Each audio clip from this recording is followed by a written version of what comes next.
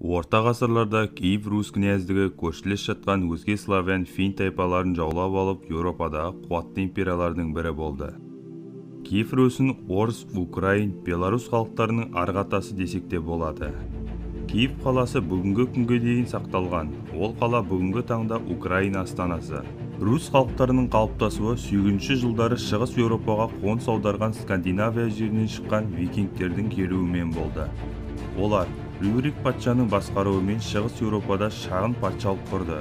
Рюриктер әулеті ұзақ жыл Русты басқарды. 880 жылы Олег патша Рус астанасын Новгородтан Киевке көшірді.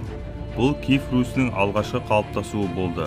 Олег патша Русты билеген тұста көптеген басқыншылық жорықтарын жасады. Тіпті Византияның Константинополіне қаласына дейін жорық жасады. Уақыт өте келе Олег Византия империясымен бейбітшілік орнатып, Киев Русі өркендей бастады. Киев Русінің алтын ғасыры 980 жылы ұлы Владимирдің билігінен басталып, Ярослав патшаның басқаруымен жалғасты. Осы уақыт аралығында Рус князьдері бейбітшілікті ұстанып, даму мен экономикалық өсуді алға қойды. Ұлы Владимир патша Киев Русін 980 жылдан 1015 жылға дейін басқарды. Ол Рус қалалары мен халықтарын бір заңға біріктіріп, Киев Русінің халықтарының бір ұлтқа айналдырды. Ол сонымен бірге христиан дінін қабылдап, христиан дінін мемлекеттік дін деп жариялады. Владимирдің христиан дінін қабылдауы оның Византия және Шығыс Православия елдерімен байланысын күшейтті.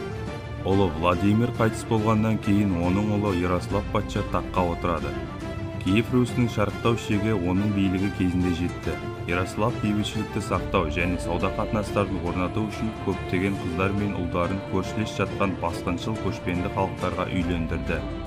Ол сондай-ақ жазбаша заңдар жинағын құрды. Киевте кітапхана салды және өз халқының арасында білім беру жүйесін қалыптастырды. Владимир патша христиан дінін қабылдағанға дейін бірнеше дін өкілдері өз діндерін қабылдауға ұсыныс жасаған. Солардың бірі ислам діні. Владимир патша ислам дінін қабылдамау себебі шариғи тыйымдардың көп болуы және рус халқының араққа деген махаббаты себеп болды. Ярослав патша қайтыс болғаннан кейін Киев Русі құлдырай бастады. 13-ші ғасырда моңғолдар Киев Русіне басқыншылық жасап, Киев Русінің тас-талқанын шығарып, мемлекеттің өмір сүруін тоқтатты.